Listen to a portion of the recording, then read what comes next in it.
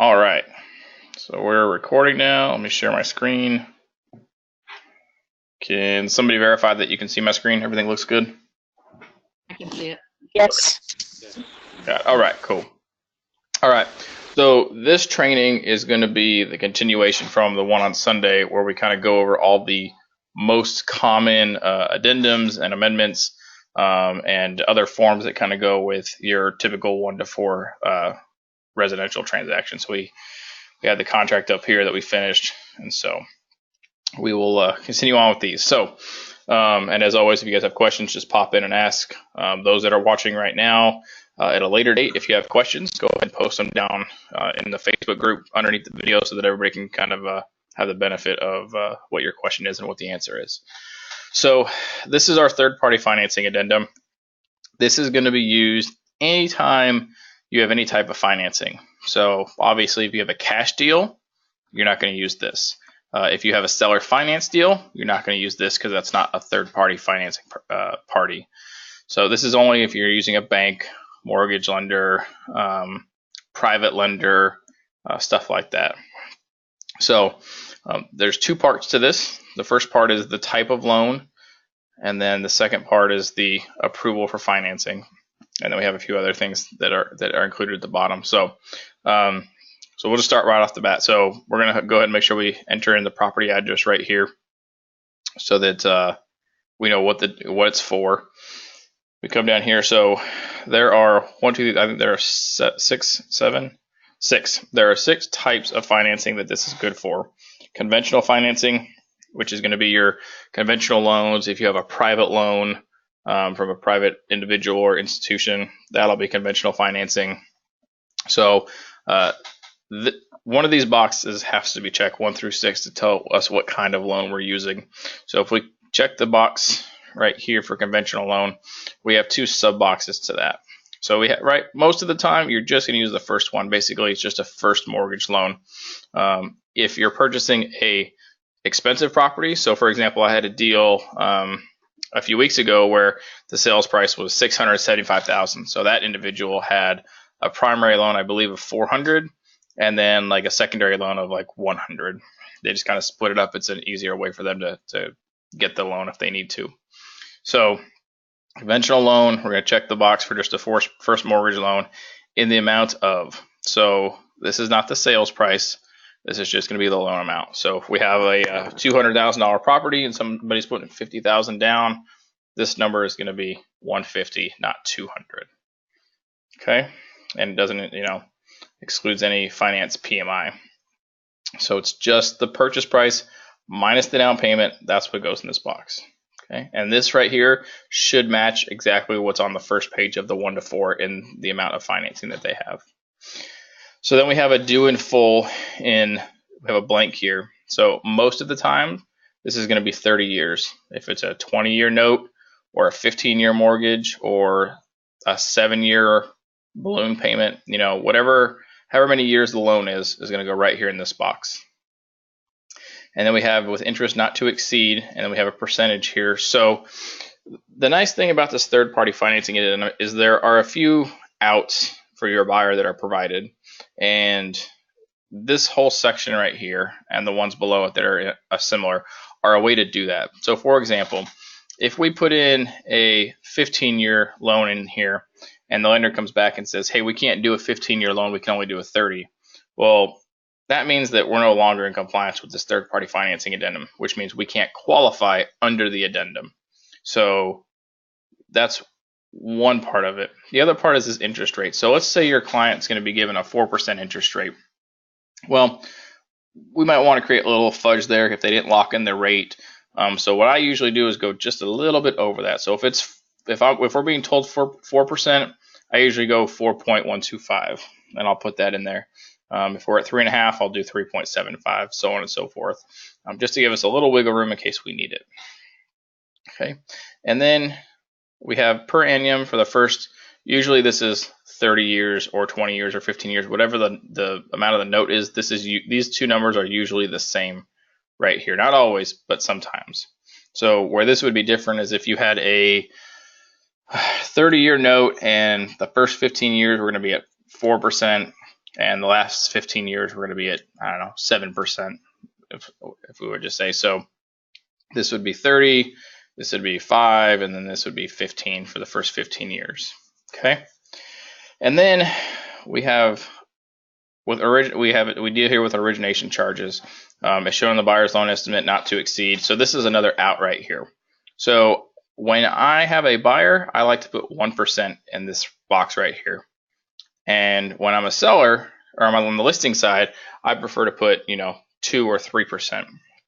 Because what this tells us is that if a buyer is generating a loan, okay, and the origination charge is greater than whatever this percentage is here, this addendum no longer applies. Therefore, we don't meet it, and it's an out for our buyer. So on the buying side, if we put 1%, that's low, and that's typically what it ends up being. But if it ends up being more than 1%, and we had to have a reason to get out of the contract, this would provide us a reason. Like on the other side of the coin, if we're on the listing side, if we can get this to be 2 or 3%, it's likely that they're not going to exceed that, and that would be an out that we are able to take away from the buyer to kind of help protect our seller a little bit. And if you have a second mortgage loan, you're going to fill it out just the same way. And then we have the Texas Veterans Loan. Very similar. You have a blank here, the amount of the loan, and for this one, we don't really have a percentage. We just have the amount of years. Okay, because the rates for these are set by the Texas Veterans Land Board. So whenever they originate the loan, the interest rate is going to be what it's going to be, and there's a history on file of what those all are. So it's the amount of the loan plus the number of years.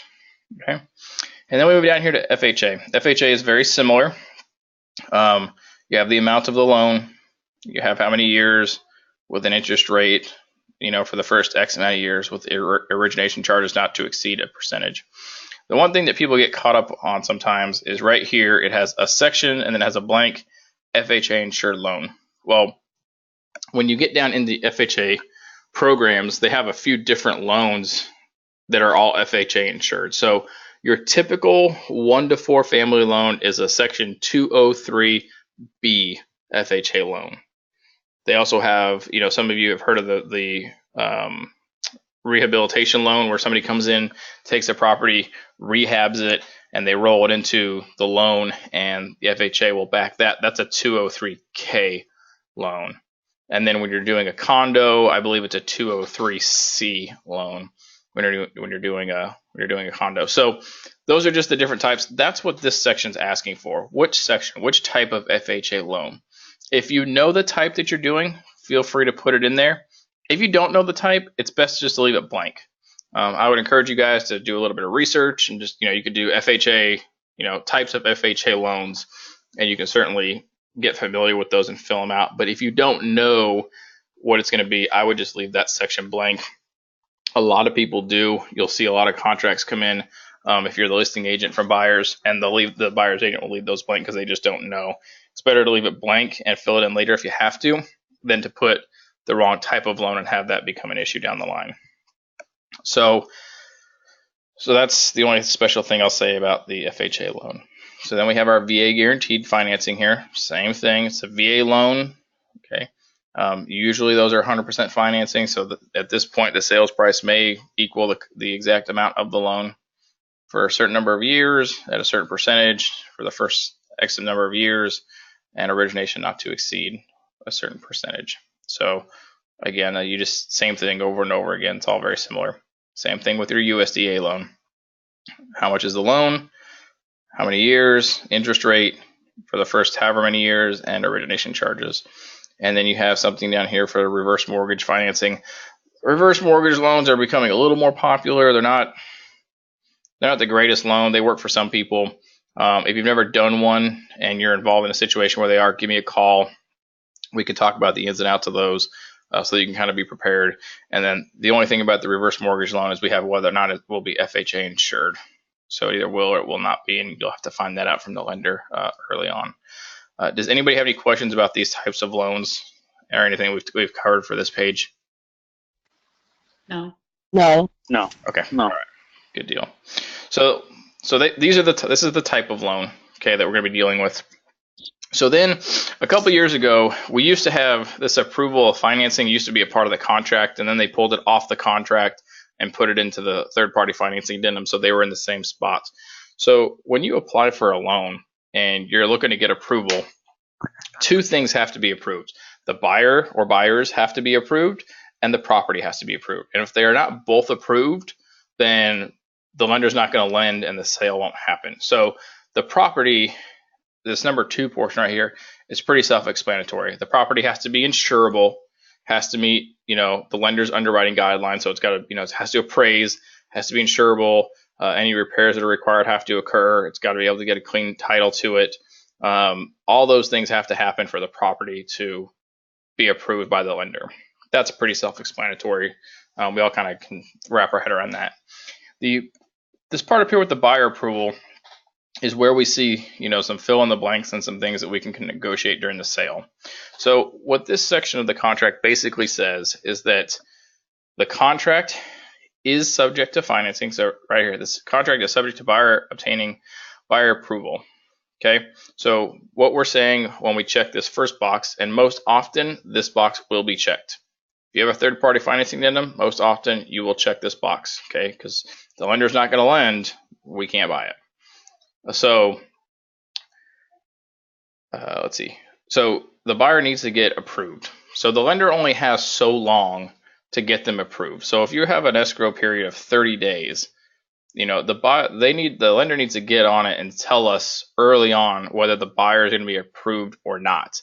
And when we're talking about approval, we're talking about, do they make enough money? Is their debt to income ratio good? Are they going to be, or do they have a steady job? Is there anything that's going to keep them from, as buyers, not qualifying? And so we have a certain number of days to do that. And this right here is where we fill that in. Okay. So this is another out for our buyers, or if you're on the listing side, it's another out that the buyer can use. So when you are on the buying side, when you're representing the buyer, you want to try and make these days as many as possible. I think if you are representing a buyer, doing 15 to 21 days, anywhere in there is probably a good place to be. You'll hear some different things from different people, but if you can get somewhere between 15 and 21 days, I think you'll be solid. There's no reason why a legitimate lender can't tell us within 2 weeks if a buyer is going to qualify or not for their loan, especially if they've done pre-approval ahead of time, which you should be doing for all your buyers anyway. So if for some reason your buyer cannot qualify, if you notify in writing the other side, the listing side, within the number of days negotiated here, then your buyer will get their earnest money back. If you go past the number of days here, and for some reason your buyer ends up not qualifying. So an example of that would be buyer's got a nice steady job, you get under contract, you have 15 days, listed here, and then on the 18th day, they decide they have an epiphany and they want to stop being a electrician and they want to go, be a rodeo clown, right? So all of a sudden the lender is going to go, whoa, whoa, whoa, you've become a rodeo clown. That's not cool with us. We're not going to give you a loan because we have no idea whether or not you're going to be able to pay us back or not. So at that point, they would reject the buyer and say, you don't qualify anymore. But we're after the number of days we've negotiated here. If that happens, then your buyer is going to lose their earnest money. And that's what this section is about, is making sure that your buyer can get out of the contract if they need to because they don't qualify, and keeping their earnest money. So again, if you are on the buyer side, you want to try and get somewhere between 15 and 21 days is normal, but talk with the lender. Ask the lender, how many days do you need to qualify the buyer? And if they say, hey, we only need a week, or 10 days, cool, great, we'll put 15 days. If they're like, hey, we're going to need 2 weeks, try and get 21 days. Give yourself a little bit of a buffer there. And on the flip side of the coin, if you're on the listing side, try to get those days down to, somewhere between 5 and 10. Try and really hold them to that buyer financing. They should already kind of be they should be pre-approved if you're taking an offer from them. And so it shouldn't be that much more work for them to really get on it. So we want to put pressure on them to, hey, get your buyer approved, get financing approval done for the buyer, and move on. So That's important. You'll notice there's also a box here that says this contract is not subject to buyer obtaining buyer approval. So if your buyer is a baller and they make lots of money, they make $250,000 a year, but they're only they're living in a $150,000 house and they're buying another house where they don't they can certainly qualify. There's no issues with that, and you want to come in with a strong offer, you can always select here that the contract is not subject to buyer obtaining approval. Now, what does this mean? This means that if for some reason your buyer ends up not being able to get approved, you're just going to lose the earnest money. Okay. Time is of the essence for this paragraph. We talked about this with the contract. So this is a time of the essence provision of the third-party financing addendum. If you are 12:01 a.m. on the day after you're supposed to notify them, there's no give or take. This is a hard deadline. Okay, and just like the option period, the day you execute is day 0, and then the next day is day 1, and you start counting the days from there for all parts of the contract. We have that each note for financing described above is going to be secured by a vendor's lien and a deed of trust. Okay, so we have to be able to issue that. And then we come down here. So FHA and VA loans require that the property appraise for the contract price. So that you kind of go duh. Well, it's not entirely a duh thing, because if you're doing a conventional loan, okay, and your buyer's putting down $50,000, they're financing $150,000, and it's a $200,000 purchase price. If it doesn't appraise at $200,000, say it appraises at $190,000, well, it's likely that your buyer can say, okay, you know what, I'm putting down, I was going to put down $50,000. The lender is going to look at it and say, look, it didn't appraise, but the buyer's got the cash to put down, even if the loan is bigger than we thought it would be. I'm sorry, not as bigger than we thought it would be. If the buyer's not going to put down as much money as we thought towards the loan, their debt to income is still good. So even though it only appraised for $190,000, buyer can still close, has plenty of cash, doesn't really change anything. Okay.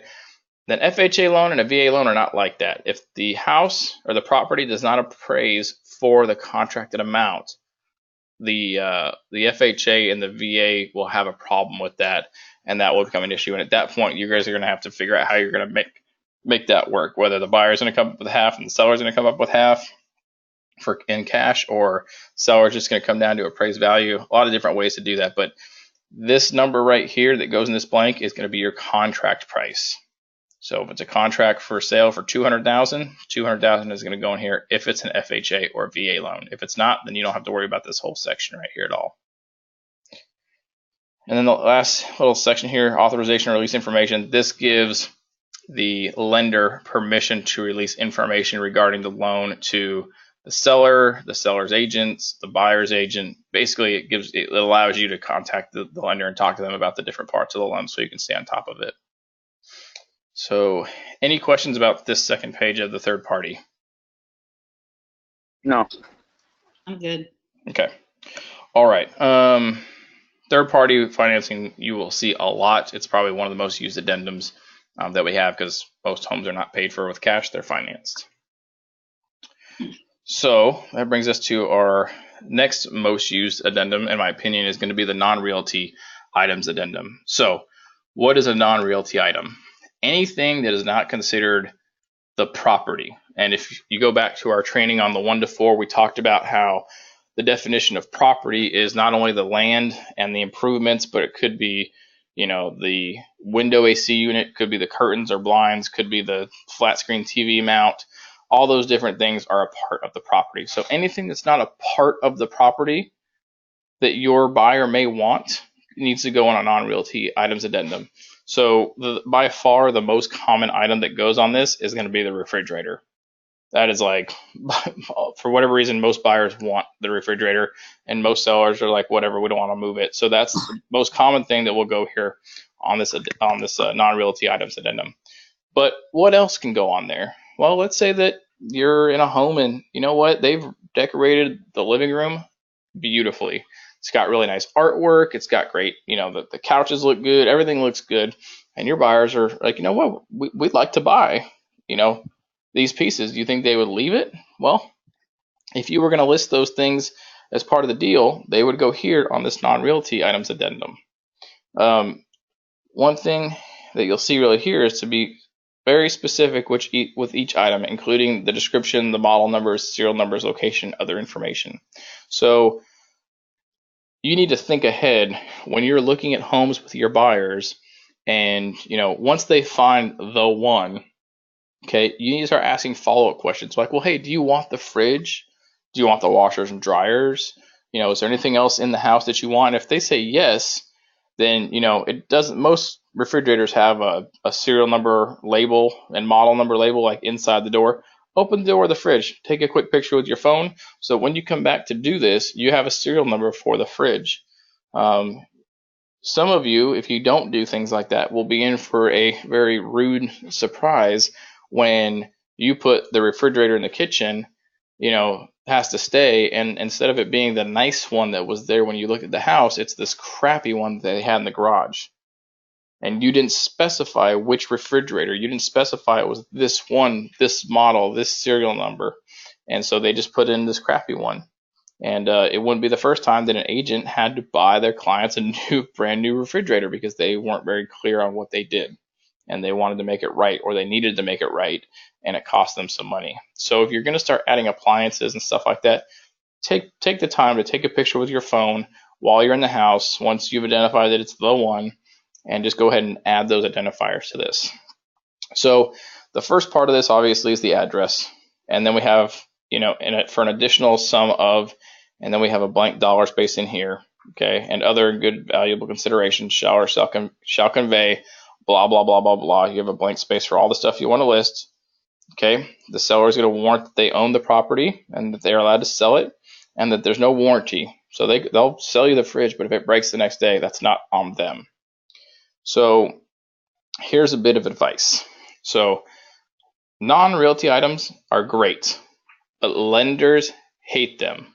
They don't like them because when you send them over, you're basically making these items that have value a part of the sale, and they're not going to lend money on private property, on non-realty items. They don't want to do that. That's not what they're in the business of doing. So what I almost always do is put $1 in this spot.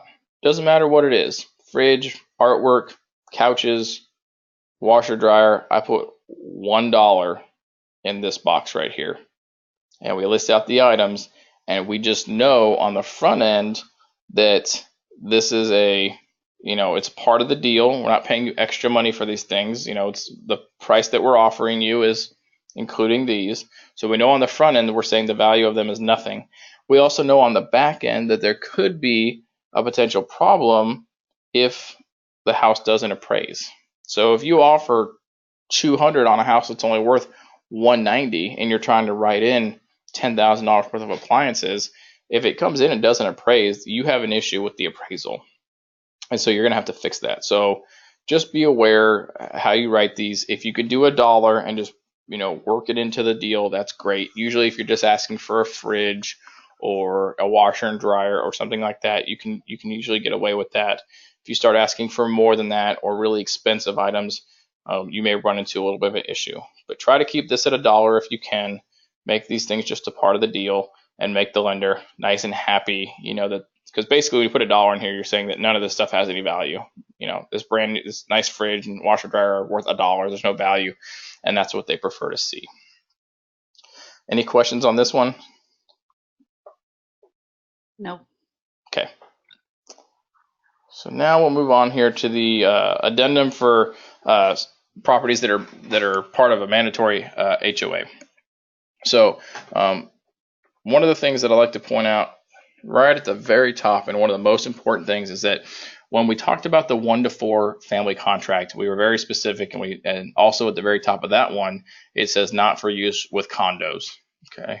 And that's because that contract in and of itself already has specific language regarding the HOA and all the governing documents that go into a condo regime. Similarly, right here we have not for use with condominiums, because this form would be very redundant to that contract and actually change some things around. So this is for use only with the 1 to 4 contract, nothing else. Okay. So we have the street address here. We have the name of the property owners association and their phone number. You can usually find that in the listing or Google it. You can usually find that pretty easy. All right. So the biggest thing that this form deals with is giving your client as a buyer the information about the HOA and then figuring out who's going to pay for what. Because most HOAs have fees associated with property transferring hands. So this first part, the subdivision information, has 4 different parts to it. Okay, and I'm going to kind of jump around a little bit. So the very bottom one says buyer does not require delivery of subdivision information. So we don't want it. We don't care what it has to say. The only reason I could think you would ever do this is if the buyer that you're working with already lives in the subdivision and they're just buying another house, or they are selling one house in a subdivision and moving to the same subdivision where they already know all the regulations and they already have a good idea of it.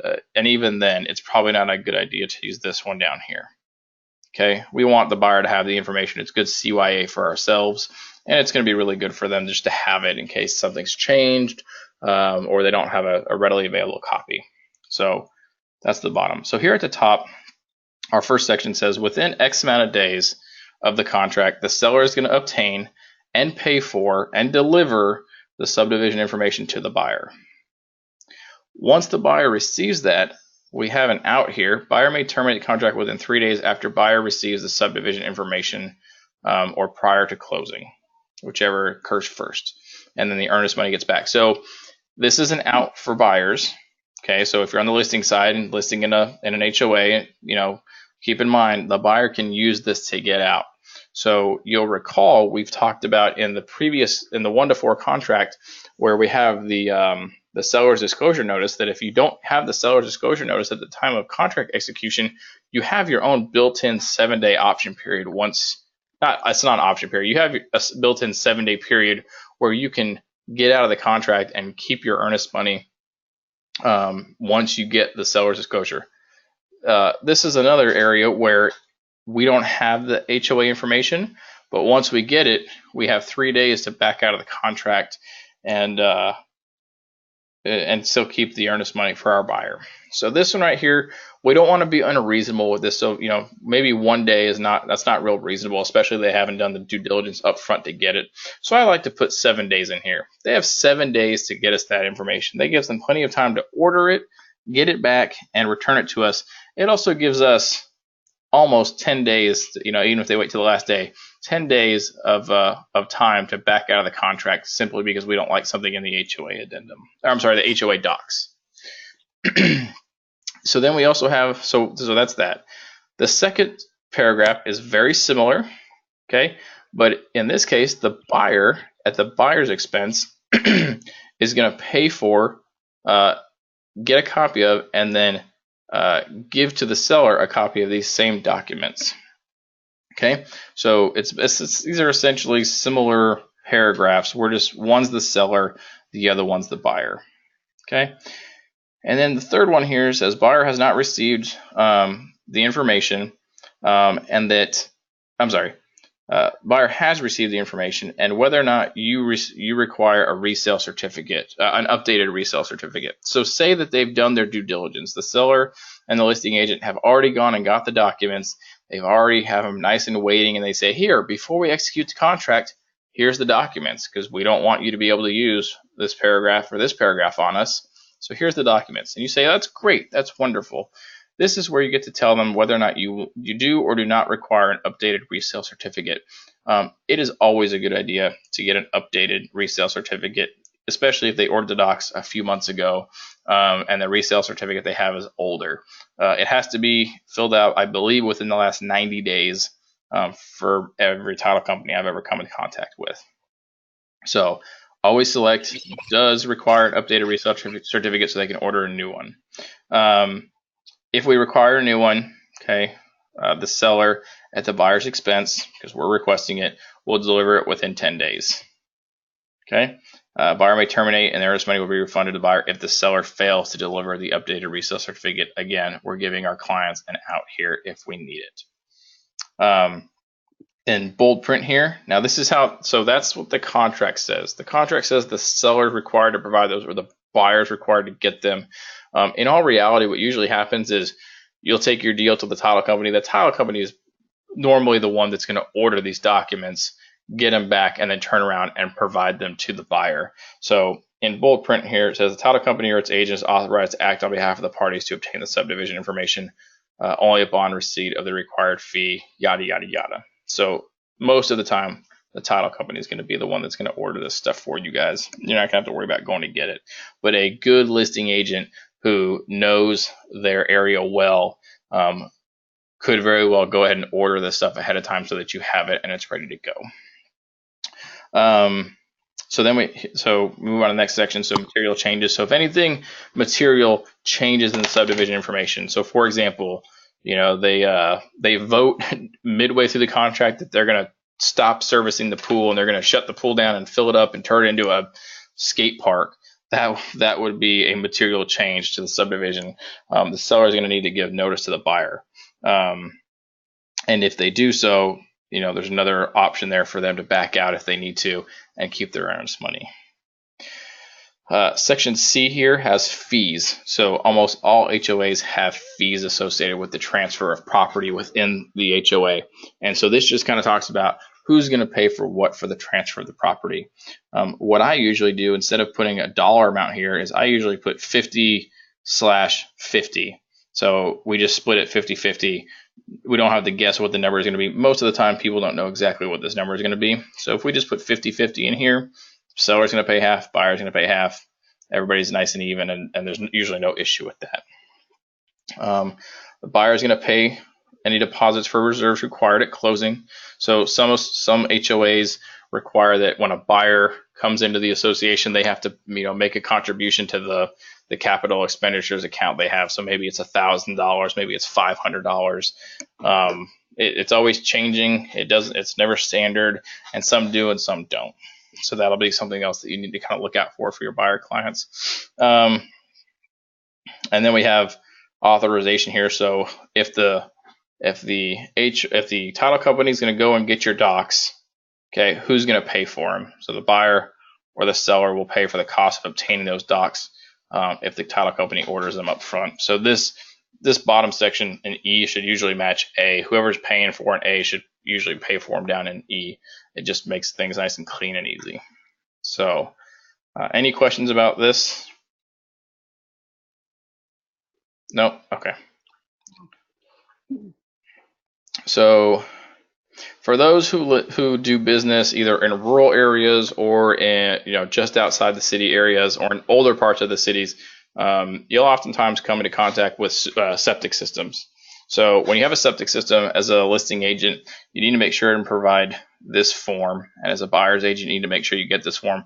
It's pretty self-explanatory. You're going to give it to the sellers. Sellers are going to fill it out to the best of their knowledge, but it's really simple. Just provides information about the septic system, what type it is, where it's at, who installed it, how old it is, which is, how old it is really important. If you're, on a system that's towards the end of its life, you're going to want to go ahead and try and negotiate maybe some money out of that because you're going to have to put a new one in pretty soon. Or if it's brand new, then you're not too worried about it. Certain types of systems, specifically aerobic treatment systems, have to have a maintenance contract in every county in Texas. So, somebody comes out once a quarter, signs off, make sure your thing's working well. So if you have a maintenance contract in effect, yes or no, who's it with, their phone number, when it expires, when the last time the tanks were pumped, and if the seller is aware of any defects or malfunctions with the system. Okay. This right here, the approximate date any tanks were last pumped.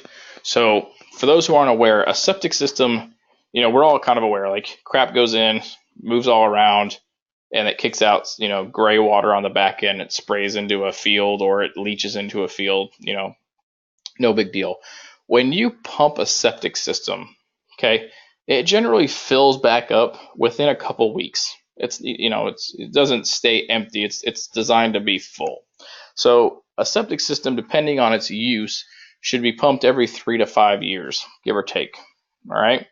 So, and it also depends on the size of the tank. If you have a family of 5 living in a home and they pump it every 3 years, and then just a single couple moves in, it's just 2 people now. They may not need to do it as often.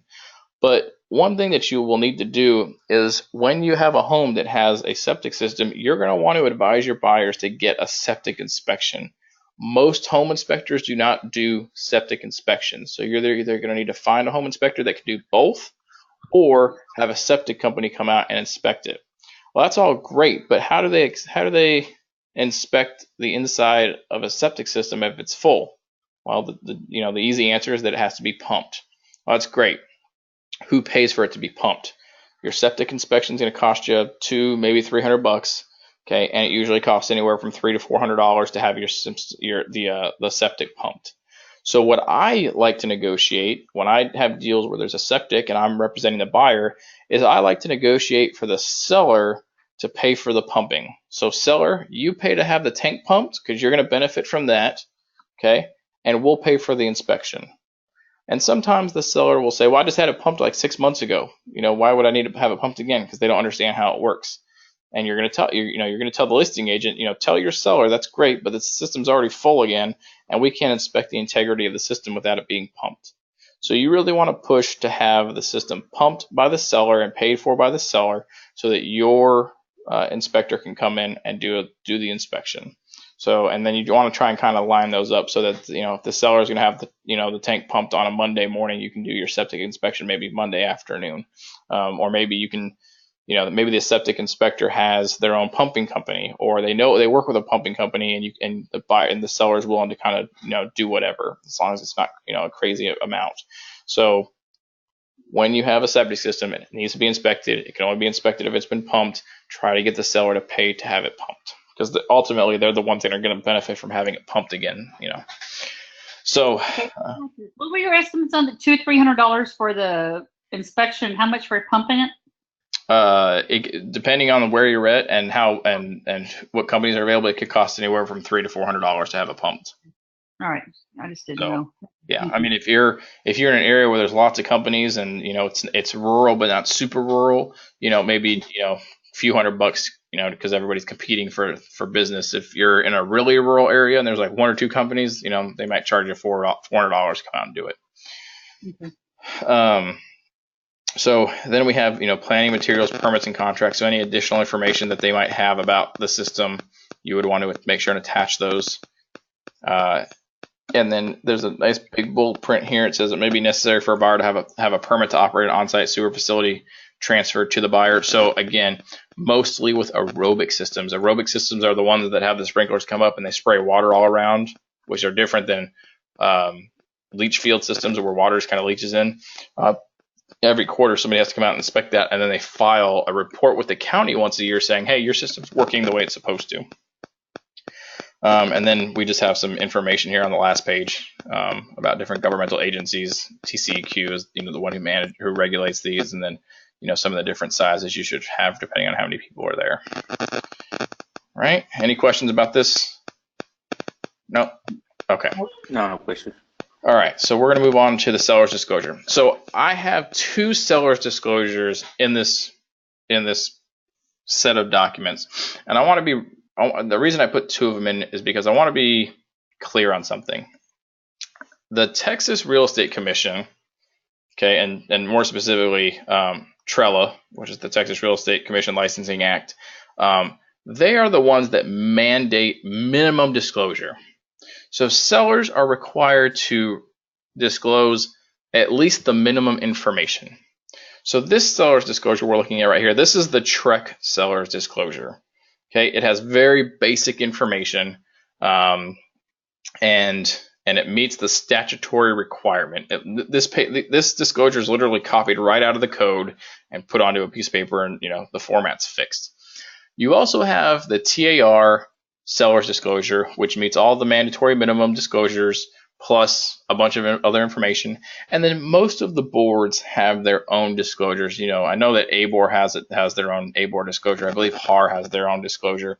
And those are even more detailed than the TAR one, which is, way more, detailed than the TREC one. And so the question is we have these different ones. Why? Generally, the more information you can give to a buyer as a listing agent and as a seller, the better off you're going to be. That seller's disclosure is a big part of your CYA, and is really what keeps a buyer from coming back and saying, oh, I didn't know blah, blah, blah. I didn't know there was a problem with the roof, or I didn't know that it flooded, or yada, yada, yada. So that's why we provide these seller's disclosures. So this one is the TREC disclosure. Okay, this one meets the basic minimum requirements that that the sellers are required to provide. So we have the address, whether it's occupied or not, and how long it's been since it's been occupied, whether the property has any of these items, the kind of roof and how old it is, and if the seller's aware that any of the items above have any known defects or are not working as they're intended. Then we have the next page, talks about whether there's working smoke detectors as required by law. All right, and then we have, does the seller have any known defects or malfunctions in any of the following? So these are like bigger system things, walls, roof, plumbing, electrical, foundation, drywall, driveway, stuff like that. And then we have these other conditions down here. So termites, flooding, improper drainage, are we in a floodplain? Unplowed easements, fires, blah, blah, blah, blah, blah. This is these are some of the bigger ones down here that people worry about. And then if so, extra information about that. If there's anything in need of repair that relates to those ones above, and then just some other information here as far as like homeowner association, common areas, lawsuits affecting the property, just a whole list of these. And that's it. Some disclosure thing, or not disclosure, but some disclosure things for buyers so that we know, nobody's getting into trouble. They have all the information and they've been told everything they're required to by statute. So pretty self-explanatory, really straightforward. This one's only, 3 pages long? I think it's 3 pages. Yeah, only 3 pages long. Real simple, real basic. So then we go to the TAR one. So the TAR one has some of the same stuff, right? Has the address and all these things, are these things a part of the property? Okay, it has information about water supply. Again, we see the roof type and age. We have these things right here in the middle. These are all pretty much the same. Okay. Again, same, very similar. There's some extra questions added to this. There's also things like, the homeowners association and maintenance fees. There's a place to fill that in.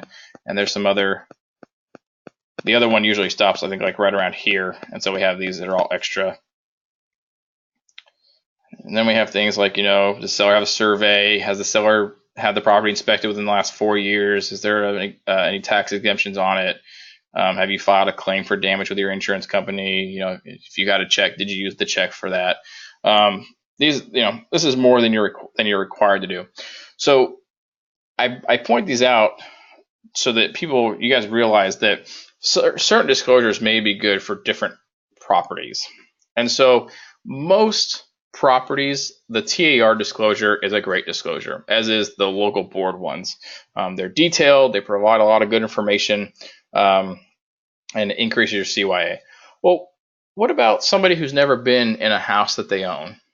Like an investor, for example, or somebody that inherited the house. Those folks don't really know much about their property, especially if they own a lot of rentals or they inherit it from somebody. Generally, if I have an investor or somebody who inherited a house or somebody who has not lived there that's selling, I generally like to have them do the TREC one. They're giving the required amount of information, no more, no less, but we're not asking them all these extra questions where they likely don't know, or that they have to go searching for the information, or the information they're providing is kind of iffy. I would rather them provide the minimum and know exactly what the answers are versus providing some extra information that they're not really sure about. So that's my opinion. The other opinion that I have is this section right here, section 7. Within the last 4 years, have you, the seller, received any written inspection reports from persons who are, allowed to license and to perform inspections? It says yes or no. If yes, attach copies and complete the following. So when I talk to people about this section on both sides of a transaction, the question comes up like, well, do I have to give them a copy of the report? And so this question is on the seller's disclosure, but this is not a required section by Trella.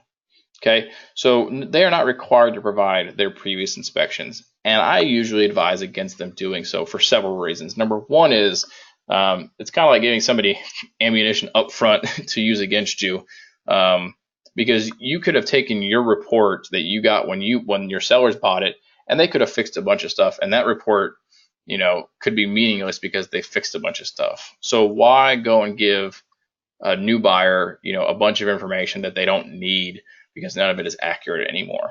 So that's one thing. The other thing is that although there is this note right here that says a buyer should not rely on the above cited reports as a reflection of current condition, buyer should obtain inspections from an inspector chosen by the buyer.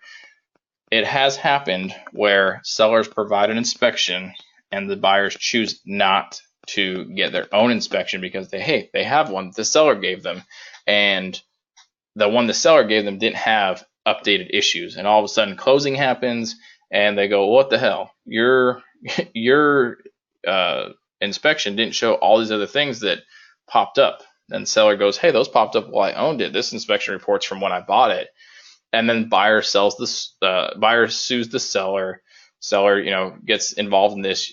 Both agents and both brokers on each side, they get dragged into it, all because the buyer decided not to get their own inspection because they had one from the seller. So you guys can choose to operate however you want. The way I do things is that when it comes to Section 7 of this, I usually use the TAR disclosure, but when it comes to Section 7, I tell my clients, just leave it blank.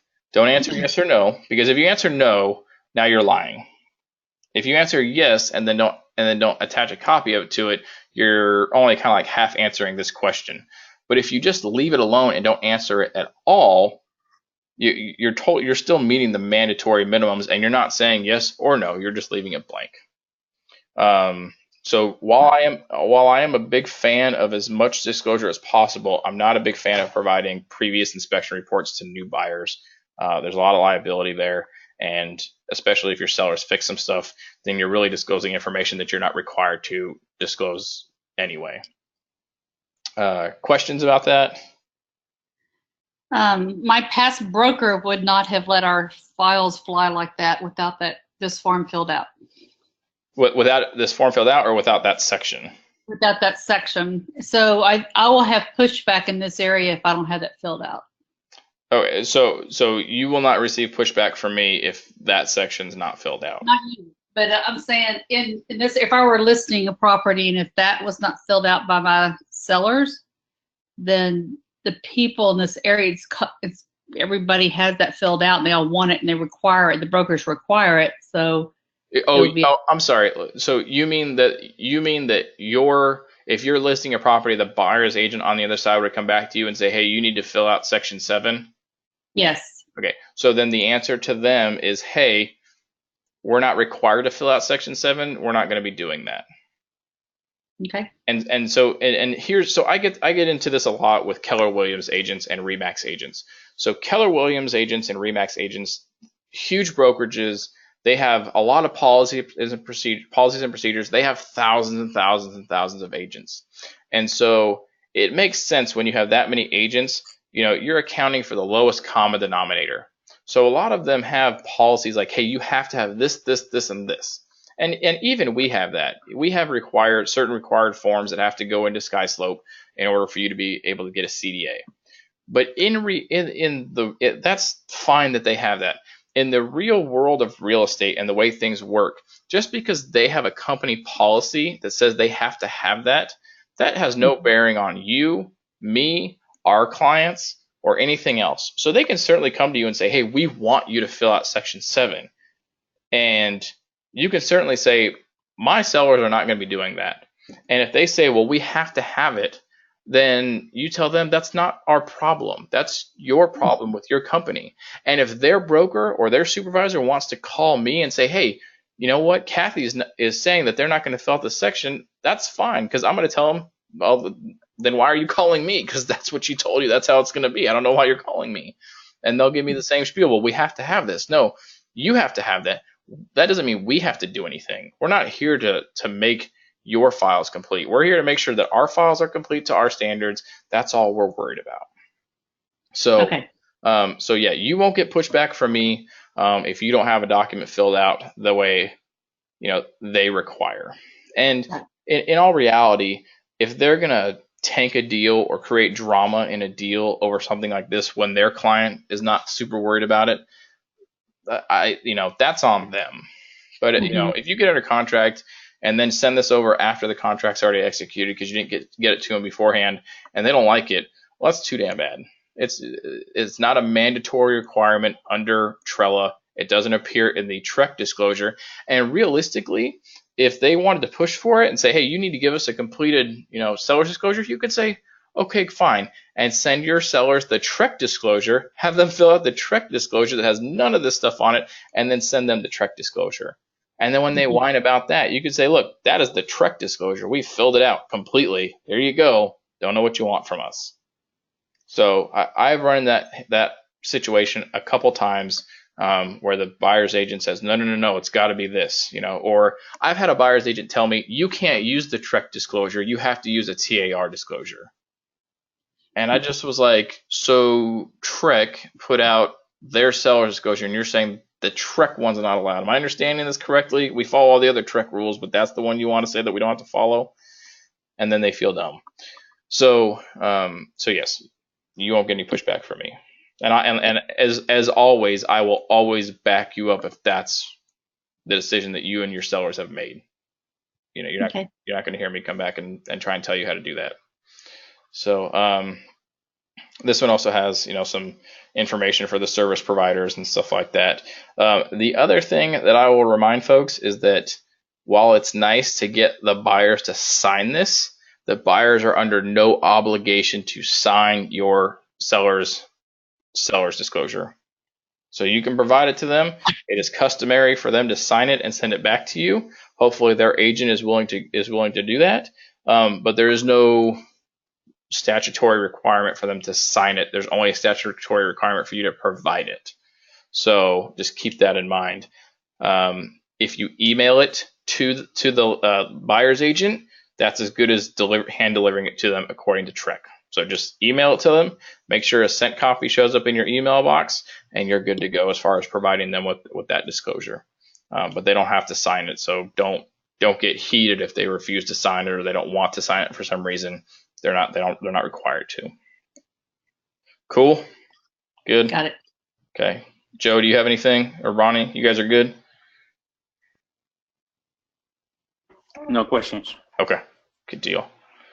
All right, so now we'll move on to the amendment, also very common.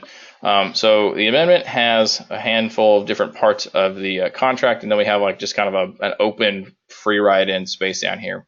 So if we're changing the price, the sales price, say our appraisal came in short, so we're gonna lower the sales price. That's where we're gonna do it right here in this first section. So are we changing the cash amount? Are we changing the financing amount? Or both? And then the new sales price will end up here. If there are treatments and repairs that we want the seller to complete prior to closing, those go here. Okay, I'm going to say this again. If you have repairs or treatments that need to be done by the seller, they go here. They do not go down here. We do not select number 9 and write in seller will repair ceiling fans. That's not where this goes. That goes up here. Okay, treatments, repairs all go up here. Okay, generally it's always easier to try and get money in lieu of repairs, but sometimes buyers are really picky about certain repairs, or they don't want to mess with it. So if it's things like door handles are loose, fans are jiggling, stuff like that, you might negotiate a couple $100 in repair costs, which is a lot more valuable to your buyer than having somebody go in and actually repair wobbly fans or loose doorknobs, stuff like that. But if you're going to go ahead and list actual repairs, they all go right here. Okay. If you're going to change the date that you close, so hey, we're supposed to close September 30th, we need to push it back a week. Okay. So we're going to go ahead and select this, and we're going to change the date to whatever that's going to be. If we decide to do money in lieu of repairs, or we're going to go ahead and increase or decrease the amount of seller paid closing costs, that's what number 4 is here. So paragraph 12A 1B is where we list seller paid closing costs, and then we can put either more money in here or less money, or if there was none to begin with, we can add some if we want to. Okay. If our lender is coming back and saying, hey, we're going to lend on the house, but first you need to repaint the south side of the house, we're going to go ahead and attach a list explaining what the repair is going to be, and then who's going to pay for what. So, $500 by the buyer or by the seller and $500 by the buyer, or $1,000 by the seller and $0 by the buyer, or maybe the buyer really wants the house, so seller's not paying anything and seller's going to pay $1,000, or a buyer's going to pay $1,000. That's where this goes here. Okay. If your buyer needs to extend their option period, hey, we got an option period of 7 days. Inspection came back kind of rough. We're going to need to get an electrician out here, a plumber out here. We can't do it within the 7 days. We need another week. We're going to go ahead and check box number 6, and we're going to go ahead and buyer has paid seller an additional option fee for whatever extension to whatever date, and then it will or will not be credited to the sales price. I will tell you this. And you can hear people will argue back and forth all day long with this. You need to put money in here, and you need to actually pay this option fee. Okay. You need to put at least $1. Some people will put nothing in here. Hey, for no money, we're extending the option period. That's not the way this works. The option fee paragraph of the contract requires consideration. You cannot have nothing. Then there's no consideration. So nominal consideration must go in here. So if you aren't going to put X number of dollars, you have to at least put $1 in there, and then you need to deliver to the listing agent that $1. As stupid as that sounds, and a lot of times people don't do that, and there's never a problem.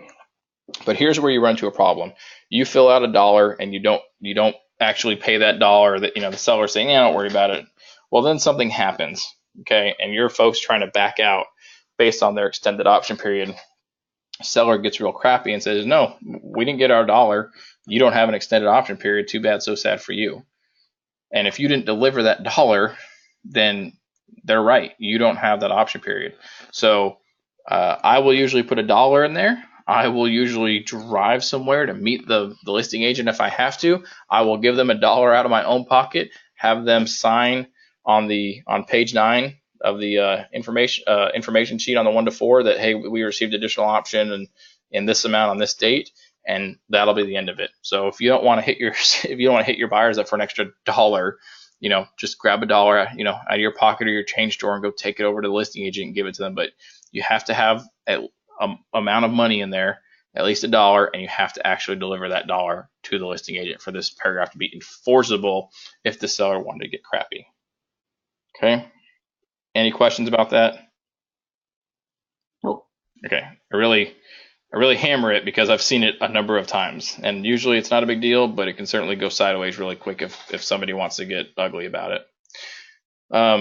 So number 7, buyer waives the unrestricted right to terminate the contract for which the option was paid. So number 7 is great.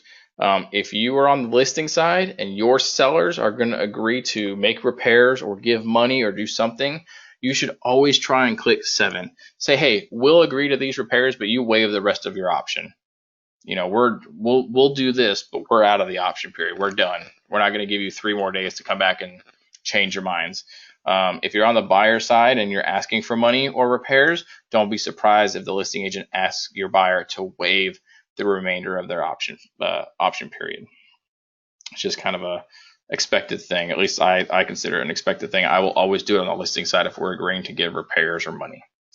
Number 8. Okay, we're going to go ahead and change the days. Okay, to a different. I'm sorry, not the number of days, but we're going to change the date. The buyer has to give written notice that they can't obtain buyer approval. Okay, so something happens. They try to order your tax returns and the IRS is super backed up and says, hey, it's going to take a little longer. You may want to extend that if you need to, so that you still have that out that you need. If anything that you're changing is not already listed in one of these boxes, then you can go ahead and add modifications down here. Okay, again, factual statements, just like special provisions in the contract. You're not writing any legalese language in here or anything like that. And if there is a space up here for what you're doing, you need to use the space up here. If there's not, then we can use down here. Okay. Questions about the amendment at all? Nope. Okay. Good deal. All right. So now we're gonna move on here. So now we have an addendum for the sale of other property, and we're almost done with this presentation. I realize we're getting into about an hour here. So if your if your buyers have to sell another property in order to afford the one that they're trying to purchase, we're going to be using this form right here. This form protects your buyers in case they can't close or their property doesn't sell in time, and it kind of protects their earnest money. So the contract is contingent on the buyer's receipt of the proceeds. Okay, so receipt of the proceeds is bolded for the very specific purpose that just because they close doesn't mean they've received the funds. So, how many times have we had a closing on Friday at 3 p.m. and they just can't get the docs out in time? We don't get funding approval until that following Monday. Well, technically, they haven't received any of their funds all through that weekend. Okay, so receipt of proceeds, receipt of the funds from the sale, meaning we've closed and everything is funded. Okay, so from the sale of the buyer's property at, and we have an address, on or before whatever date, which is the contingency date. For me, this date is always going to be the closing date of whatever they're selling. So if they are selling a home and it closes on October 9th, this date is going to be here, is going to be October 9th. Okay. And if the contingency is not satisfied, meaning they don't sell their home by October 9th, then the contract, your purchase contract will terminate and your sellers / buyers will get their earnest money back. Okay. The date, here's a little note here, it says the date in this paragraph can't be any later than the closing date. So, if you're closing on the 9th, you can't put the 11th. That doesn't make any sense. It's got to be, no later than the closing date. So that's that portion. So what happens if you use this addendum and the seller gets another buyer that shows up and says, hey, we want to buy your property. We don't have a contingent offer. We don't have to sell anything. We can just buy it outright. No issue, right? So Section B allows the seller to accept another written offer to purchase the property, and they are allowed to notify the buyer, your buyer, that they've accepted that offer and that your buyer has to waive the contingency. So what does that mean? So waiving the contingency means you are removing, the requirement to sell the other property in order to purchase the new one. So what's the danger in that? Well, this whole addendum right here gives your clients, your buyers, an out of the contract if their stuff doesn't work out on their end. So by waiving that contingency, they are giving up a huge out, because it's a huge thing. You have to have one transaction, has to get all the way up to closing, has to close without any issues, has to close on time, and then they have to proceed with the purchase. There's a lot of unknowns in that scenario. So by waiving this contingency, they are essentially putting all their faith and trust for their earnest money into the buyer of their home. Okay, so once the seller notifies you and your buyer that they have another contract and that you have to waive the contingency, there's a blank here. This is a number of days. So once they notify you, you have a certain number of days to decide whether you're going to waive the contingency or not. If you're going to waive the contingency, you must do it within this number of days. If you do not do that, the contract will automatically terminate. It says right here, otherwise the contract will terminate automatically and earnest money will be refunded to the buyer. Okay, so when you are the listing agent, or the buyer's agent, you want to make sure you put a certain amount of days in here that makes sense. If you're the listing agent and you don't want 1 day, because maybe they can't figure it out in 1 day. And once that 1 day passes, the contract automatically terminates. Okay, so maybe like 3 days is good. If you're the buyer's agent, you want to give your folks plenty of time. Maybe you want like 5 days. So 3 to 5 days is a good amount of time to put in here. If you're in a multiple offer situation, you may have to lower that number If you have some leverage on the sellers, you may want to extend that number. Gives you plenty of time to figure the situation out. And the more time you have, the more days you have to figure it out, the further along you can get in the sale of their current property that they have to sell in order to purchase. And it just kind of gives you some more breathing room to play with. So is there any question on how that paragraph B works? Not for me. Okay. Joe, Ronnie, either one of you guys have any questions about that? No.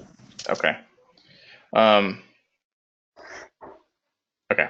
So here's a big. So section C is a big deal. I see this section misused a lot. And when I say misused, I see it not used at all. So section C basically says that if the buyer waives the contingency, okay, that they will deposit X number of dollars with the escrow agent as additional earnest money. All notices have to be in writing and are effective when they're delivered. So what does this paragraph, or what does this little section mean? So if I'm a seller, okay, and you've put up $4,000 in earnest money and you're going to waive your contingency, you're still only in it for $4,000, okay? This section right here allows me as a seller to negotiate up front that if you waive that contingency, if you're so confident that you're going to close, that you need to put up some more money. You need to increase your risk of losing money, if you're going to waive the contingency. And so if I'm listing a property and somebody's going to waive their contingency, I want them to put up extra money for two reasons. Number one, if they back out and they've created extra stress for my seller, I want to go ahead and make sure that my seller will be compensated for that, number one. Number two is that if they're going to waive the contingency, I want them to think long and hard that they're going to lose, an extra chunk of money. So I generally try to, on the listing side, I try to get this number to be 50 to 100% of what the original earnest money was. So if the original earnest money was $4,000, I try to get this to be somewhere between $2,000 and $4,000. Obviously, the more the better for your client, but every deal is different. Maybe the buyer doesn't have that much liquidity where they can just put down an extra $2,000, and so you'll kind of have to, decide according to the deal what you want to do. But generally, if you can go for 50 to 100% of what the original earnest money would be, you'll be pretty good. And so the goal on the listing side is try to make that number higher. If you're on the buyer side, the buyer side is trying to make this lower. We're trying to put in as least amount of extra money, if any, when we waive our contingency, because basically we're protecting our buyer's assets and their money. Okay. Section D basically says that if the buyer waives the contingency and they fail to close, and the reason they failed to close is based solely on the fact that they didn't get the proceeds from the sale of their current property, that they'll be in default, and that the seller can exercise remedies in the default paragraph, which is 15 of the 1 to 4, which basically says sue for specific performance or keep the earnest money, one or the other. Okay. Again, we see here that this addendum is a time was of the essence addendum. So these dates and these times are strict. There's no bobbing and weaving just because, if you're 1 day late, if it's 12:01 a.m. the next day after this is, expires or the contingency is there, you're done. There's no going back. Okay. Any questions about this addendum whatsoever? Nope. Okay. Nope. Do you have one? Very good. I'm good. No questions. Okay. All right. So then if we're coming in after the fact, so the different MLSs have different, statuses for this. So basically, the promulgated forms in Texas allow for each seller to have one backup. Legally, a seller can have as many backups as they want, but the way these promulgated forms work, they're only good for one backup. So if you're going to have a second backup, you can't use these forms for that. You have to have an attorney draft up your own documents. So in the Austin MLS, we have, I think it's pending taking backups. I think HAR is similar. I don't remember what Sabor or Nitrous is. But essentially, you have a contract, but you're willing to accept a backup offer. Excuse me. So we have the address here. So we have the contract to which this addendum applies is the backup contract is binding. Okay, and the earnest money and the option fee must be paid. Okay, as provided in the backup contract. Sometimes people get confused and they think, okay, we'll put in a backup contract, but we don't have to put any money up. Not the way it works. If your clients are putting up a backup offer, they have to pay their option money and their earnest money just like they would with any other offer. It doesn't change just because it's a backup. And if they don't pay those funds, then their backup contract is in default. Okay, so backup contract is contingent upon the termination of a previous contract dated whatever. So the date that they went from active to pending, or active taking backups, or acting option period, whatever the status that your MLS uses, it goes from active to whatever the next one is. That's what the date goes in here. Okay. If the first contract does not terminate on or before, so you have to pick a specific date. So if they say, hey, we're closing, September 30th, and it's September 1st, well, maybe we don't want to wait the whole time. So maybe we'll say September 15th. We'll give them, enough time to get through their option and their financing contingencies, and then we're gonna move on. Okay. So you have to pick a date here. And so if the first contract doesn't terminate on or before that date, once you get to that date, your backup contract terminates. Earnest money will be refunded to the buyer. They still lose their option money. Okay, that's always the case. We clarify here that an amendment to the first contract is not a termination. And the nice thing about this as a buyer is that the option period for a backup contract goes the entire time, from the time you execute that backup contract, goes all the way through to the date that contract becomes no longer a backup contract. So, if the first contract terminates, once that backup becomes the primary, your option period days, they kind of start over. So that entire time you're sitting in backup, it's an option. You're in option. You can cancel at any time for any reason. And then once you become primary, then the X number of days you've negotiated starts over, and you still have those days to do that. Now, sometimes people will not want to spend money when they're in a backup contract. They don't want to pay for inspections and everything else because they're just a backup, and it's possible they don't go into primary position. However, if they want to, if a backup buyer wants to complete inspections, they are certainly entitled to do so under the contract. Reasonable access at reasonable times with reasonable notice. A backup buyer can certainly come in and do inspections all day long, have contractors come in and, look at things that need to be repaired, yada, yada. All the same things a primary buyer can do, the other buyer can do as well. Wait, so they can do that while the first one's running, or after the first one's out? They can do that while the first one's running.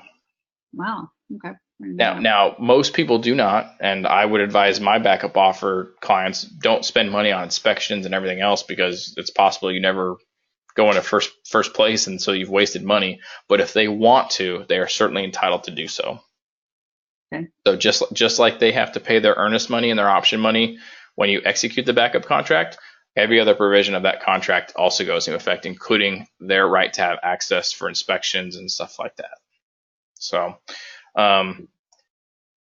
let's see. We talked about in the training for the 1-to-4 contract, we talked about a section in the earnest money section where you would have, X number of dollars, and then at a different date you would deposit extra earnest money. That section is where you would want to utilize that second part when you're using a backup contract. So, for example, you may not want to, if you're a backup offer, you may not want to put up, a whole chunk of earnest money. So, you know what? Maybe we'll say, hey, we'll put up $100 in earnest money, and then on whatever date it is, and that date, if you want to make that date match, maybe say the day after your date here that you put in B, we'll put up an additional, $4,000 or whatever amount you would normally put up is. That's where you can use that section of the earnest money on the 1 to 4. So your buyers are only putting up $100, okay, is at risk, okay, but after the date of the contingency, not the contingency, but after the amended effective date here that you're trying to get, which is, let's just say this right here is September 30th. So October 1st, you'll put up an extra, $3,000, $4,000. That's where you can use that section, when you're working with a backup contract.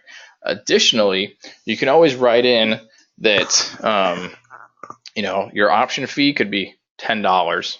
So instead of like 100 or 200 or 300 or whatever, you could just put up $5 an option, and then you could write in the special provisions that, once contract becomes primary, buyer will put up an additional $200 in earnest money or whatever it is. But that's one way to get your buyer into a backup offer, into a backup contract where they're only putting up maybe $100, $150 of actual cash, instead of the normal, thousands and then hundreds and stuff. Keeps them from having to be too into it, but still also, have an executed backup. And just like a lot of the addendums that we've been reviewing, this is a time is of the essence contract. Or I'm sorry, not contract, addendum. This is a time is of the essence addendum. So these dates, specifically this one, is super important. Okay. Any questions about the backup contract addendum? No questions. Okay. No.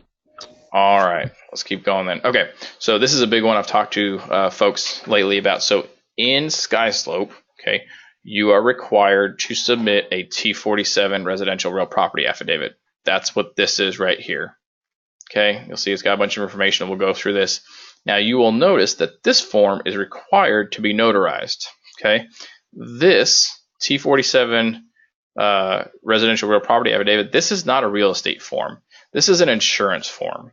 This form is not mandated by TREC. It's not mandated by the Texas Real Estate Licensing Act. This form is mandated by the Texas Department of Insurance. So title insurance is an insurance product that's regulated by the Texas Department of Insurance. The rates are regulated, how they offer it, what they cover. All that stuff is regulated by the Texas Department of Insurance.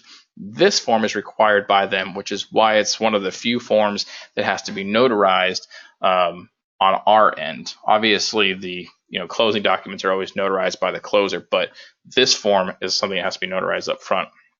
So we have a date, the name of the affiance, which is going to be the sellers. Okay, you don't need to worry about the GF number. Title company will put that in there when they figure it out.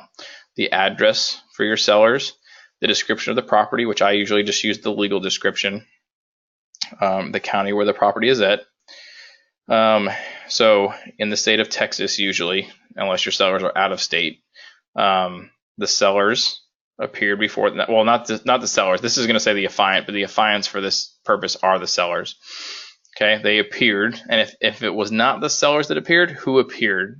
Was it a management company? Was it a neighbor? Was it a family member? If it is the sellers, you can just leave this section blank. Okay, they're familiar with the property and the improvements located on the property. Okay, they are closing a transaction requiring title insurance, and the proposed insured owner or lender has requested area and boundary coverage in the title insurance policy. Yada yada yada yada yada.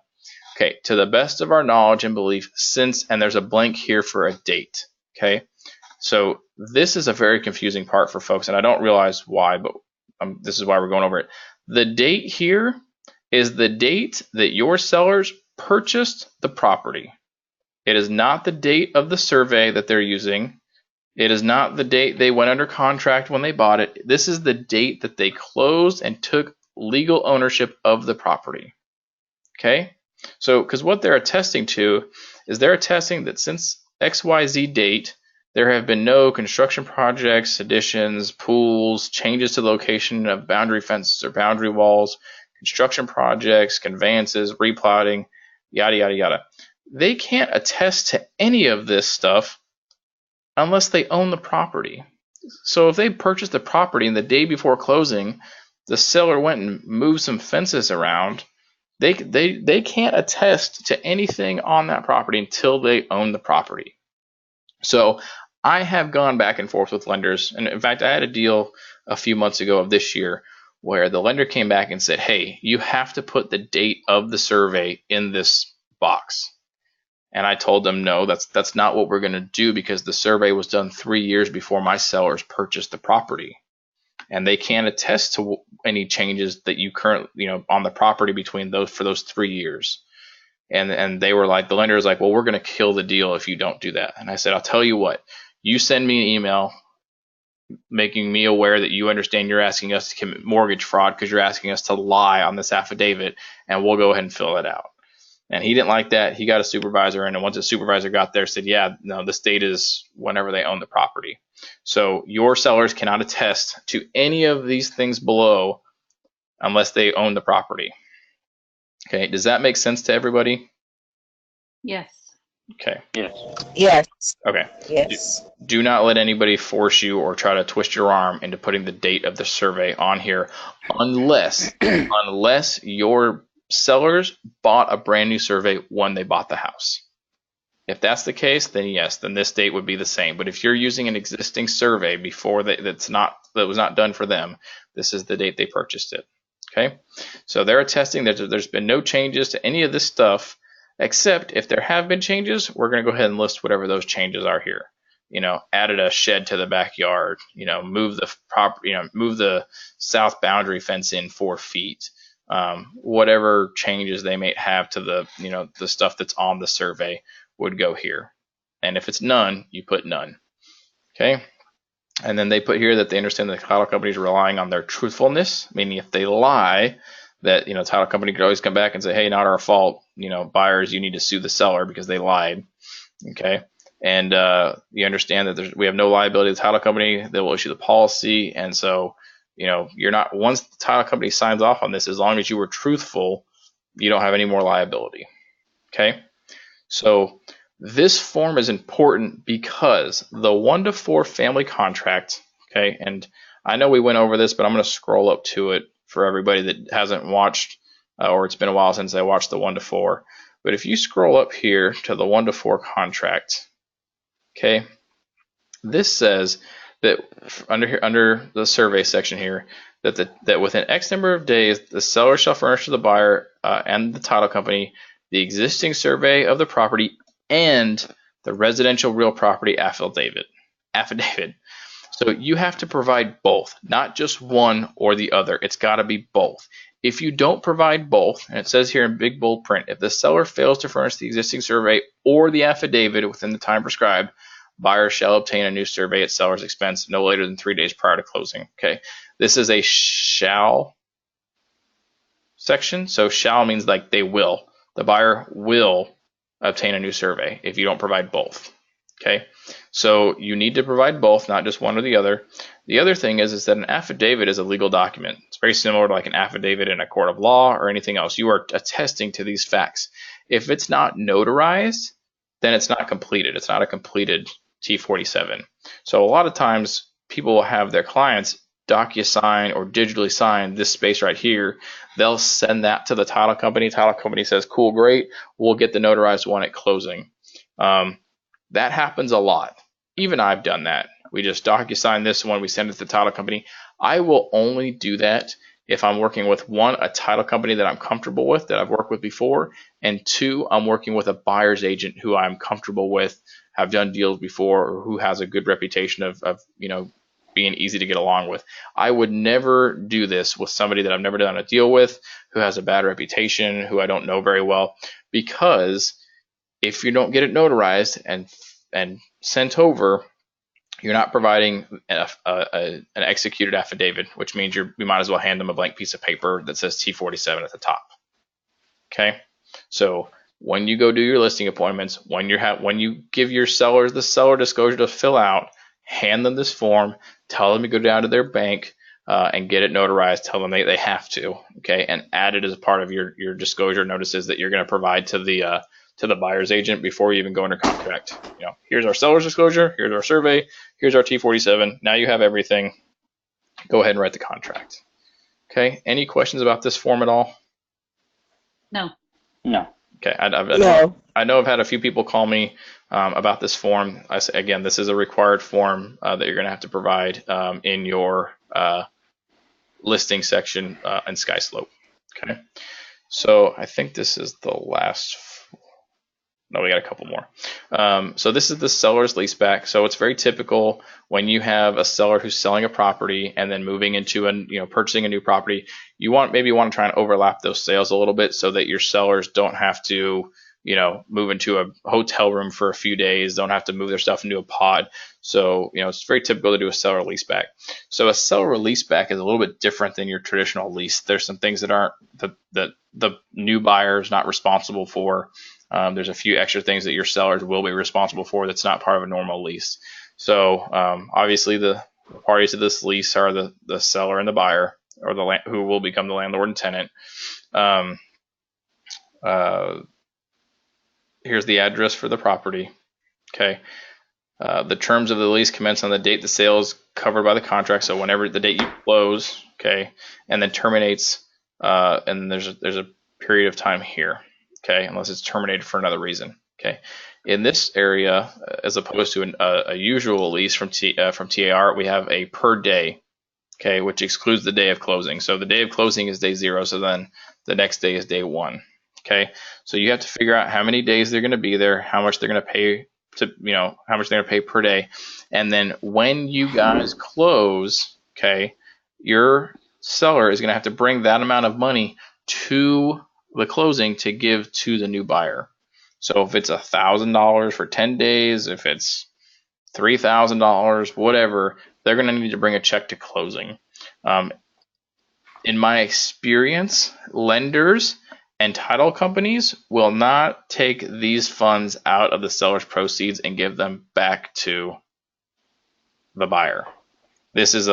Although this is a promulgated form, okay, the lenders don't like to see this. So usually when I do a seller's temporary lease back, we don't even send that to the lender. It's not a part of the contract. It's not an addendum to the contract. It's just a seller's temporary lease. It stands alone by itself.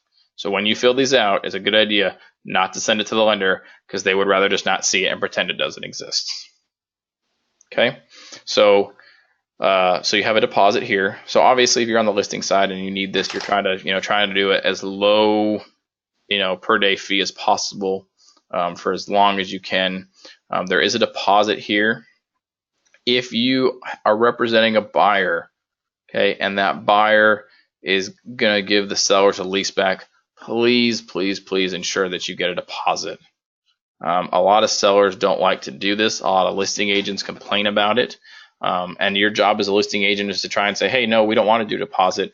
But if you're representing a buyer, please get a deposit, because it happens frequently that, once the sale closes and the seller's like, I don't own this house anymore, sometimes they don't take care of it like they did, 24 hours ago when they owned it. So maybe while they're moving stuff out, they're dinging up walls, they're damaging, flooring or whatever else.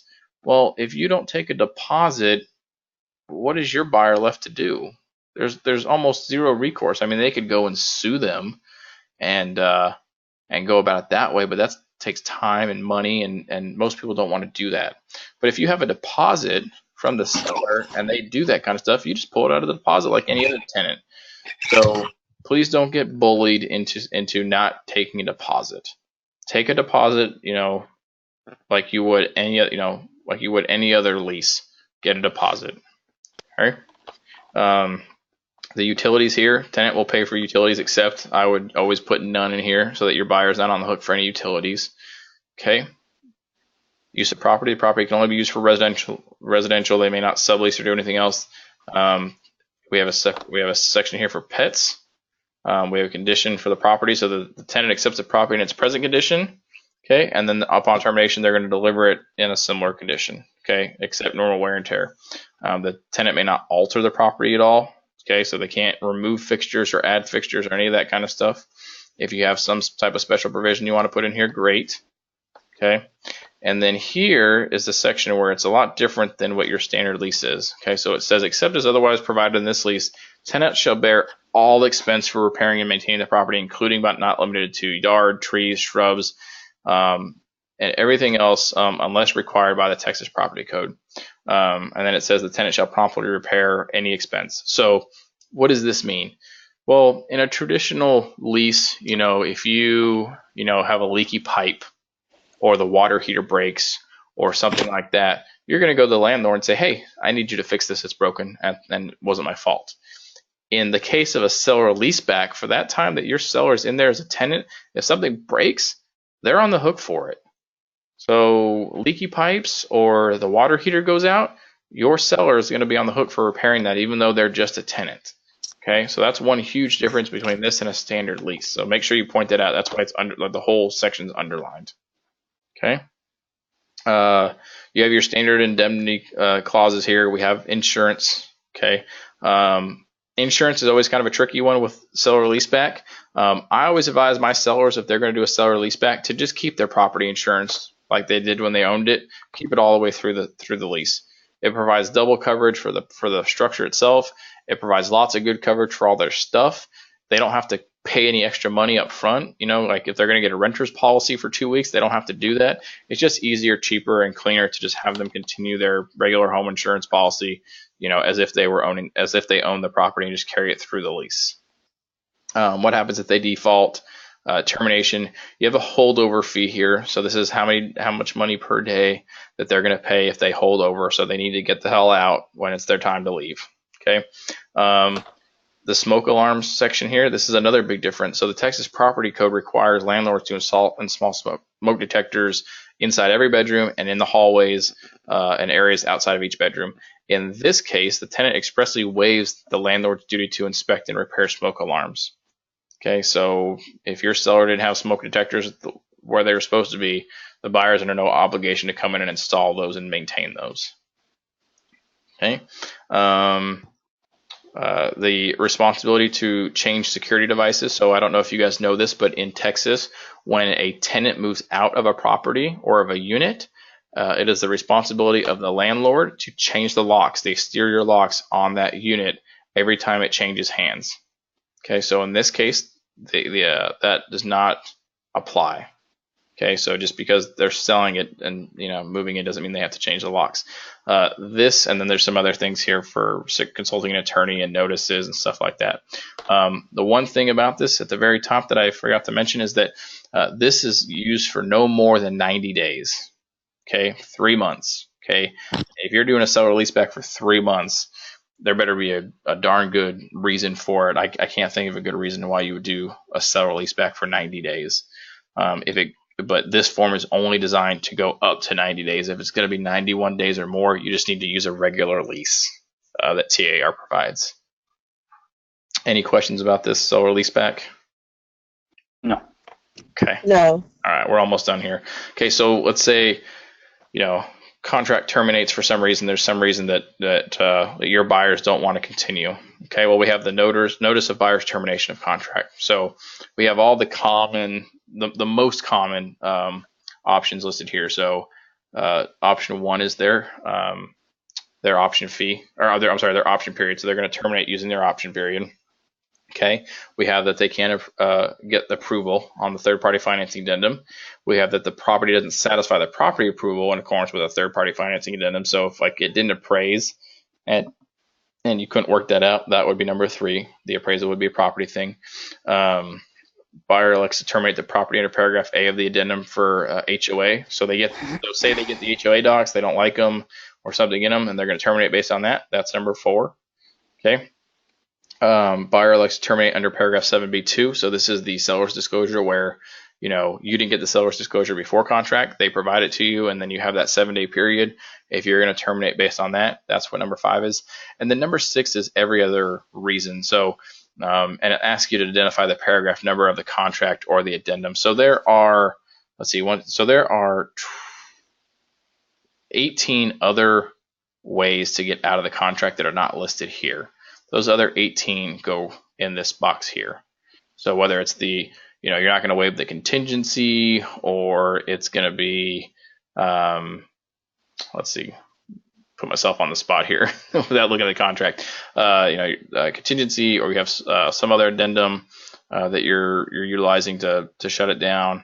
Maybe the title work, didn't come back, so maybe there's a deed restriction for mobile or RVs, and you want to have your RV, so you're going to terminate under that. All those different reasons you could put right here. Okay, and then we have it. So this is a one-page document that only the buyer signed. The seller does not need to sign this. It's just going from the buyer to the seller saying, hey, we're terminating. Okay. And then our final form we're going to go over tonight, you'll see a note here. It says release of the earnest money is governed by the terms of the contract. So this form right here has nothing to do with earnest money. But when you send this form, you also need to send this next form, which is the release of earnest money. So in my experience, okay, no matter what the contract says, the title company is generally not going to release earnest money to anybody unless they have this release of earnest money form. The exception being if somebody utilizes their 15 days of notice and nobody objects. But generally, they're going to want everybody to sign off on this. Okay, so this form basically releases liability of everybody. So it releases liabilities of agents, the brokers, the title companies, the escrow officer, everybody. Okay, it releases them of liability. That is the number, the notice here, and then letter A here, this section. Okay, so this section says the undersigned direct the escrow agent. So if you put an escrow officer in here, it's going to be their name. Okay, to disperse the money as follows. Generally, if your buyer terminates based on an acceptable reason in the contract, it's usually going to be the full amount of earnest money going to them. Okay, although occasionally maybe they're going to they want to get out of the contract and both parties agree that it's probably best that they just terminate. But part of the agreement is that the seller gets to keep half the earnest money or something like that. So in that case, say it was $1,000, so you could put 500 here and 500 here, and you could put sellers and buyers. The other thing that people often miss, and we will cover this at a later training when we go over buyer's representation agreements and listing agreements, is that the TAR listing agreement says that if you're representing a seller, you're the listing agent, and a buyer terminates and that they get earnest money, you're entitled to half that earnest money. And most people don't know that. So if your sellers are getting back $4,000 in earnest money, you're entitled to $2,000 of it per the listing agreement. So if you were going to go ahead and exercise your right as an agent, and if we as a broker, if we're going to exercise our right, we would put our name down here too. Okay, so let's say that it's $1,000 and your client's going to get half of that. So $500 to the buyer, $250 to the seller, and $250 to the listing agent or the listing brokerage right here. Okay, you are entitled to that as a part of the listing agreement. We'll go over that at a later date, but that's why there's like 4 different spots here. You could also do if the buyer was 2 people or 3 or 4 people buying a property together, you could split it up so each one gets an even amount. But generally, you're just going to have the full amount going to the buyers. No big deal. There's a place for the buyers to sign and their address so they can get their checks, and there's a place for each of the brokers or somebody authorized by the broker, being you guys the agents, to sign on this spot. So everybody has to sign off on this release. Does anybody have any questions about the release of earnest money? No. No. Okay. Okay, so that's all I got. Those are what I believe are going to be the most common addendums and amendments and other forms that you guys are going to need. Do you guys have questions about anything we've talked about at all tonight, including these forms or some other stuff that you might have a question about? Anything at all? No, not yet. All right. Joe, you got anything, man? No, no question. All right. Kathy, are you squared away? Good. Okay. All right, guys. Well, as always, I appreciate you hanging out with me. This one was about as long as the other one. We're sitting right at about an hour and 40 minutes, hour and 41 minutes. So it's almost exactly the same as the other one. So I appreciate you guys hanging out with me tonight.